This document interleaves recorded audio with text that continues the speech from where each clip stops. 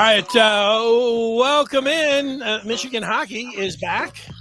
They're back to their regular Friday, Saturday schedule, and we're pleased to bring in Al Randall, the play-by-play voice of the Michigan Wolverines, who is on the screen and on live. Hi, Al. How are you? I'm doing good, Dennis. Here early as usual. If I'm not one of the first people in the building, well, the Zamboni drivers beat me in, but I think that's about it. But that's my style. I like to get to a game very early. I live over an hour away. In case you ever had an incident with traffic jam, accident, you need to spend plenty of time so you can call for help and somebody can come and get you to the game. So it was worse when I lived about 250 miles away. It's a little bit easier now, only an hour away, but still, I like to get here early. I always use the same strategy, but for me, it was to be first to get any of the media buffet or the media food in there. So, we had our different ideas, but we both, were the same idea, but maybe for different reasons, Yeah. Who's got what do you got tonight? These are, pretty good down there at the end of the rink there. Some roast beef or something like that. What's going on? You haven't seen it yet? The sandwiches, man. Sandwiches. Okay. Well, take us back to last week. Michigan takes on UMass, the defending champs, and they come in and, I talked to some people that said that they thought that was Michigan's best weekend of the year. What do you think? Well, I go by what their coach says. And Mel, on the Tuesday night Inside Michigan Hockey show that we do from Principalville, indeed, Mel said that he thought it was the most consistent weekend that they've had. They've had flashes of brilliance this year, but I don't think, as in Mel's words, we never had two complete games like that all year, back to back, and that could be a start of something big here in the second half. Yeah, well, you got Penn State coming in, and I was looking at some of the numbers, and you can say, well, they're a struggling Penn State team, but they're struggling on defense, not struggling on offense. I mean, they got a lot of firepower, but they give up a lot of goals. So when you see something like that, what kind of game do you think you're going to see tonight and tomorrow? I don't think you're going to see anything different than what Penn State has shown us.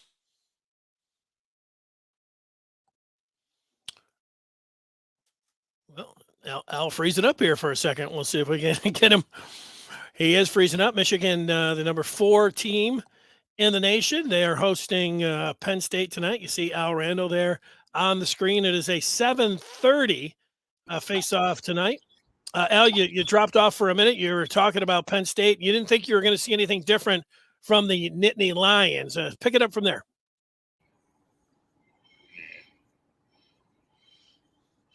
Okay. Well, Al, you got a game 7:30 tonight, 7 o'clock tomorrow. Number 4 Michigan versus Penn State. And hopefully they can just continue things. You look like you're back here. You got any final thoughts? Well, Penn State's going to come at you like they always do. They throw everything at their goal. They usually lead our league in shots on goal and the shots tempted. So Michigan's just going to have to play their game in their zone. And I think if they do a lot what they did with UMass last week, it'll work. You got a younger defense on Penn State. And Michigan, when we were in Pennsylvania in November, of course, the teams are different now, but in November, Michigan got the puck deep on Penn State and made their defense work. And now Michigan has even a better forecheck now than they did then. And their forecheck has really worked last week. And I think that's the key to this game. You got to get the puck in deep behind their defense, make their defenseman turn on the puck and go after it and be right after them. I think that's how you disrupt. You got to keep Penn State in their own zone. They can't shoot on goal so many times that they are. Hey, Al, how about a word? I saw the news that, USA Hockey, they are going to the Olympics. They're going to Beijing. Michigan will have some players that will be involved in that. I used to always used to be the point of contention, talking about the NHL. Should they play? Should the should the pros play in there? And I always thought, you know what, I liked it, and probably because I can remember 1980, having the non-NHL players, go after it there. But now it's a different story here. Is they're not going to send the NHL players, so it is going to go back, and you like it, I think, unless you're a college hockey fan, maybe specifically a Michigan hockey fan. I mean, how do you look at that? I'm sure Mel talked a little bit about that on Tuesday as well. Well, he did. And he thinks it's a great opportunity for players to go. Here's my thoughts. Put hockey in the Summer Olympics. Sorry, but put them in the Summer Olympics. That way you don't have to worry about any conflicts at all with any of the teams playing. Let's say that it's in the June or it's in July or whatever the Olympics are, have them start then and have them play in the Summer Olympics. I know it's a winter sport. I know it's a winter sport, but you're not going to disrupt anybody. You're going to get your best players there. You're going to get your Ovechkins and everybody else that wants to play for their country. And most of them, the best players are in the NHL, and they're not going to be playing. And it doesn't make sense to have these pared down rosters from each country playing. Now, that said, Matty Beniers, Brendan Brisson, great players. They're going to go play, and they'll do a great job. And I'm not saying that. What I'm saying is, if you want to see the NHL guys, you can just move hockey to the Summer Olympics. What a great idea. I like it. How about for people taking the long? People are going, he's lost it now. So. Well, you know what? If you don't want to disrupt the seasons, it sounds like a great move to me. And it's not like, you think about, I can remember when the Red Wings in '95 played the Devils, and for whatever the calendar was, it was mid-June, even late June, when they were playing the Devils in the Stanley Cup Finals. I remember driving over, and it was the first time they'd played in the finals in a long time. Driving over to a friend of mine's house, I didn't have air conditioning. It was like 90 degrees. I'm driving over there, getting ready for some hockey. So it's a winter sport, but in the NHL, man, they'll play that in the heat of the summer. My memory is as good as it used to be, but I think there was an NHL strike, and I don't think that it disrupted the season, either the half of the season or it disrupted the middle of the season, so they pushed the games back.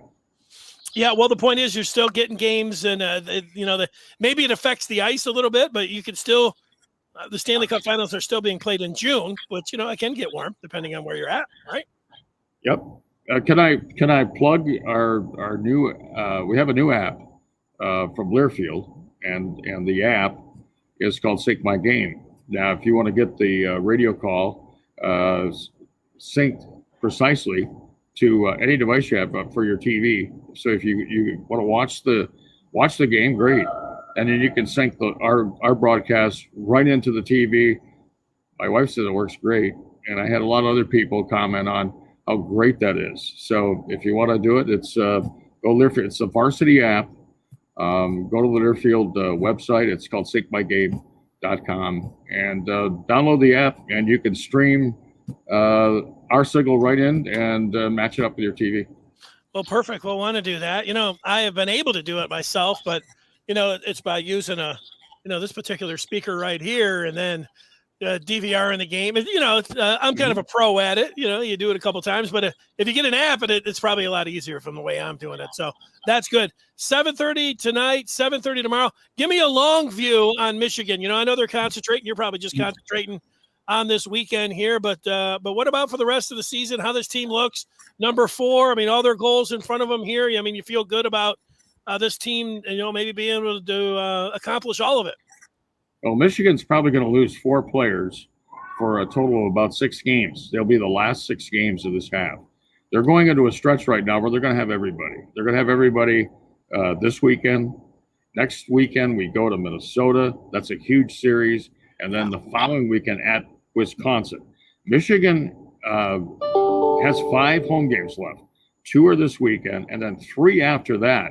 That would be Ohio State for 2 and Michigan State for 1. And the other game will be played down at Little Caesars Arena. So this is the time to make hay. This is the playoffs right now. I like it. All right, Al, have a good call. Thanks for your time. We'll be listening. Now we'll be watching and listening. One thing, the game time tomorrow has been moved to 7 o'clock, we're on the air at 6:30. Tonight it's 7:30 drop, and we're on the air at 7. One of these times I'm going to get all of that right. I know when the games are going to be played, all of that. Okay. All right, great. Thanks for that update. And enjoy the games. You're the best. Thanks for your time. Thanks, Dennis. Go Blue. All right, see ya. There he is, Al Randall. Games coming up.